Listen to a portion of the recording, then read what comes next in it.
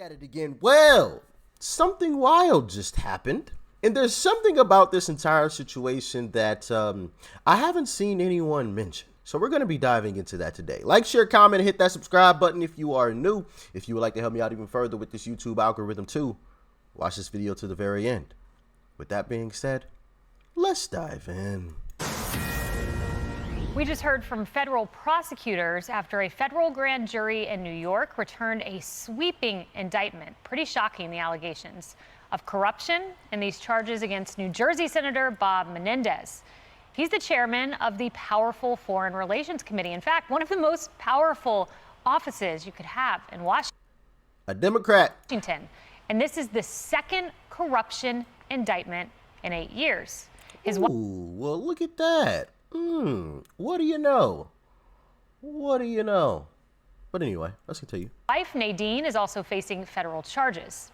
Hello, everyone. This is Outnumbered. I'm Kayleigh McEnany. Also joining me today, Fox Business correspondent Jerry Willis. Host of Tomi Lahren is Fearless on Outkick, Tomi Lahren. Restoring America editor for the Washington Examiner and senior fellow for the Independent Women's Forum, Kayleigh McGee-White. And former NFL player and co-founder of Mission.com, Chris Valletta, on this busy Friday. The details in the near 40-page indictment are shocking. Prosecutors say the couple took bribes that included cash, gold and payments towards a mortgage, compensation for a low or no-show job, a luxury vehicle, and other things of value. It's like a soap opera, but this is reality. The indictment also revealing that in June of last year, federal agents searched Menendez's New Jersey home and actually found nearly $500,000 in cash. That's a lot. Some was stuffed in envelopes and $500K in cash. Sheesh. Okay. Some hidden in clothing. They also allegedly found over $100,000 worth of gold bars and a Mercedes-Benz convertible for Menendez's wife. Menendez appears to be the first sitting United States senator in history to have been indicted on two unrelated criminal allegations.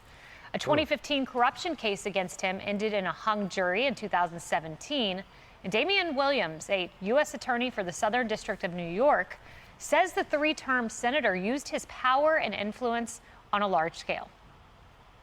The indictment alleges that between 2018 and 2022, Senator Menendez, the senior U.S. Senator from New Jersey and the chairman of the Senate Foreign Relations Committee, and his wife Nadine Menendez, engaged in a corrupt relationship with Hannah, Uribe, and Davies.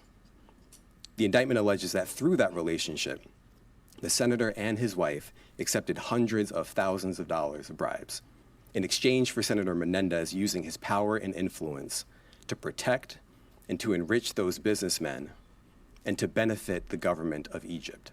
First, the government of Egypt alleges that Senator Menendez used his power and influence, including his leadership role on the Senate Foreign Relations Committee, to benefit the government of Egypt in various ways.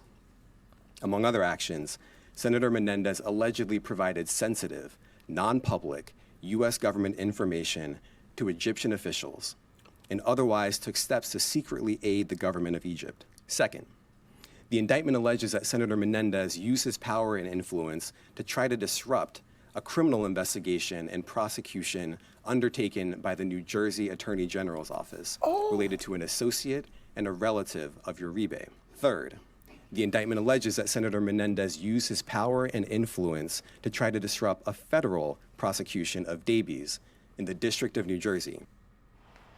The senator strongly denies any wrongdoing and says in a statement, quote, "I have been falsely accused before because I refused to back down to the powers that be, and the people of New Jersey were able to see through the smoke and mirrors and recognize I was innocent. They wrote these charges as they wanted. The facts are not as presented. Prosecutors did that the last time, and look what a trial demonstrates. People should remember that before accepting the prosecutor's version. To my supporters, friends, and the community at large, I ask that you recall the other times the prosecutors got it wrong and that you reserve judgment." Pretty stunning allegations. You know, this is all quite interesting in part because I'll just roll the clip. Do y'all remember this? The president is a liar, a cheat, and a fraud. For years, he marketed himself as a self-made, successful businessman. But it's all an illusion. Like the Wizard of Oz, behind the curtain is just a small, petty fraud. He made millions playing a billionaire businessman on TV, but in real life, Donald Trump was racking up huge losses and debts that he then used to get out of paying his fair share of federal taxes. I'm sorry, but is that the same guy that we're talking about here? That's allegedly, I gotta say allegedly, involved in this bribery? Is that the same guy that was calling Trump corrupt? Oh my God! Well, I'll be darned. Let's jump back into this video. Let's pull up a picture of that Mercedes that Menendez's wife got. Okay, so if you flip over to page 22, 23 of the indictment, here's what you learn. Uribe, who was this business partner, actually contacted the dealership on behalf of the wife. Then they meet in a parking lot where she receives $15,000 in cash. The next day, Nadine Menendez purchased the Mercedes-Benz convertible, making a $15,000 down payment. How convenient. And then later in the day, Uribe, the business partner, Jerry, says, "Are you happy?" to Nadine, to which she replies, "I will never forget this." These are stunning. I mean, I worked in Washington. If you had something mailed to you and it was over, I think, a $25 limit, you couldn't even take it home unless you paid the vendor more than $25. I believe that was the limit. So the stunning allegation of $15,000 for a down payment on a car. And of course, that $25 would not have even gotten the senator's attention, right? So this is shocking and amazing. It sounds like part of a Sopranos TV show, right? And I got to say, if these allegations are proven, and they have not yet been, I think you have to ask yourself, what was the secret information that went to the Egyptians? How did it influence our policy? How did it influence Egypt's policy? What happened as a result of the fact that the head of the Senate Foreign Relations Committee was on the payroll, that he could be bought? Yes. This is because I don't know if people understand. That's a really important position in Washington. Absolutely. It is the contact with governments all over the world. So that's somebody who can make a lot of decisions on behalf of the American people. And he was bought and paid for if the feds are right. It's incredible. And to the point about the intelligence, that is what is so shocking. You turn to page 9 of this indictment, Chris. Here's what you find. Listen to this paragraph. Menendez and Nadine Menendez again met with Hannah, that was a business partner, on or about May 6, 2018. Later that same day, Menendez sought from the State Department non-public information regarding the number and nationality of persons serving at the U.S. Embassy in Cairo, Egypt. Although this information was not classified, it was deemed highly sensitive because it could pose significant operational security concerns if disclosed to a foreign government or made public. Without telling his professional staff that he was doing so, Menendez texted that sensitive non-public embassy information to his girlfriend. And then we'll skip down to where it says Nadine Menendez forwarded this message to Hannah, who forwarded it to an Egyptian government official. Ooh. Stunning. It does not look good at any level, and obviously we have to reserve judgment. You're innocent until proven guilty in this country, but to me this is about the preservation of democratic integrity.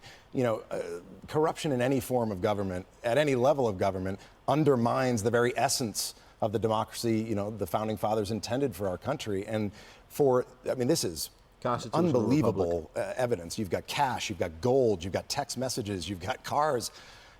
Who knows where this is going to unfold? I just hope that we can get to a point in this country where this corruption is rooted out, but then there's a message sent. To me, bribery and helping foreign entities, whether they're friends or foes, is treason of the highest form and should be punished by life in prison. So we'll see where this goes.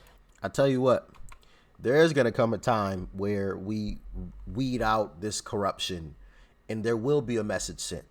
And I'll tell you exactly when. 2025 is when it begins. It's when it will start. And it'll be over by 2026. And from 2026 on, America will stand strong for the next 150, maybe 200 years. Until somebody else comes along and decides to try it again. And hopefully, we have a repeat of what happened in 2025. There you go. There you go. But, I just find this interesting. And here's my perspective on this or my thoughts on this that I don't think, or actually, I haven't seen anybody really mention. And it's this. Do you guys think he's just the fall guy? And what I mean by that, do you guys think they're just throwing him under the bus as just like a token? Now, listen, maybe I'm reading too much between the lines here, but, okay, with the stuff that I see on a daily basis and that we check out, can you blame me? Can you blame me? Now, I will admit, this is a little deep, okay? I'm not, okay, I'm not crazy, all right? I understand that this is a wild thought. So, I just want your thoughts and your opinions on this.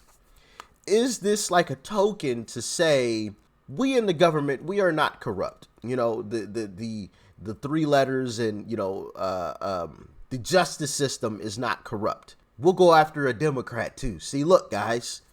We got Bob Menendez, guys. Look, see, we arrested him.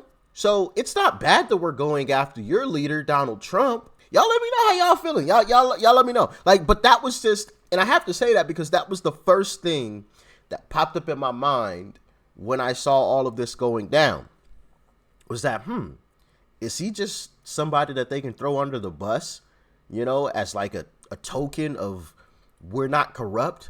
To try to show that to their voters that they aren't corrupt, to try to reel their voters back in. Y'all let me know, because like I said before, we're up against some people who are playing chess, not checkers. We're up against some very, very intelligent individuals who think many, many moves ahead. I think they made a huge miscalculation recently in trying to go after Donald Trump and that whole situation. So what do you guys think? What do you guys think? Because as I said before, if I'm in their shoes, I'm pulling out all the stops. Everything that I feel like I can get away with, I am going to do. And even things that I feel like I may not be able to get away with, I'm probably doing those too. I'm trying everything because I know once Donald Trump gets into office, it's a wrap. I'm going down or I'm going to get out of here, which is another interesting thing that I have. You know what? Forget it. I'll just say it. One of my theories is that you're going to see a lot of people retiring. We already saw it, with a few people. But I think you're going to see a lot more people, just mysteriously retire, just say, I'm done, and kind of fade off into the sunset kind of thing, into the distance. But maybe I'm wrong on that. Y'all let me know how you feel about that. But yeah. How do you feel about my theory or my thoughts on the whole Menendez situation just being a token to say that, or to try to make it seem as if the justice system isn't corrupt and are not only just going after Trump because he's a Republican? Y'all let me know. But, that was the first thing that came up in my head. Hopefully I'm not too crazy. I understand. It's kind of wild. All right. I understand that. Don't think I'm going off the deep end, okay? Because I'm not. I understand. I'm not oblivious to the fact that that's a wild thought.